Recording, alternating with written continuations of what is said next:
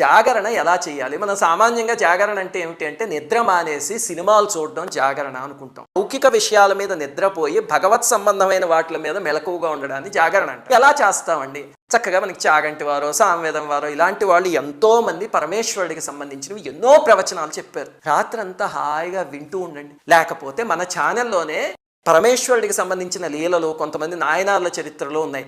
లేకపోతే అరుణాచలం మీద ఎన్నో వీడియోలు ఉన్నాయి, వారణాసి మీద, కాళహస్తి మీద ఉన్నాయి. అవి పెట్టుకుని మానసికంగా క్షేత్రాలన్నీ యాత్ర చేయండి. అరుణాచలం అందరం వెళ్ళాం శివరాత్రి రోజు, వారణాసి అందరం వెళ్ళాం. ఆ వీడియోస్ పెట్టుకుని అరుణాచలం అలా యాత్ర చేసినట్టు, వారణాసి యాత్ర చేసినట్టు భావించారు అనుకోండి, మానసికంగా వెళ్ళిపోతారు. అది అసలైన జాగరణ అంటే. ఆ రకంగా చేయాలి తప్ప పనికిమాలిన లౌకికమైన సినిమాలు చూస్తూ రాత్రంతా నిద్ర మానేయడం మాత్రం జాగరణ కాదు. నిద్ర లేచి ఉండడం కోసం అలాంటి సినిమాలు చూసేటట్టయితే నేను చెప్తున్నాను, హాయిగా వెళ్ళి పడుకోండి, కనీసం నిద్రైనా పడుతుంది, అంతేగాని పుణ్యం మాత్రం రాదు.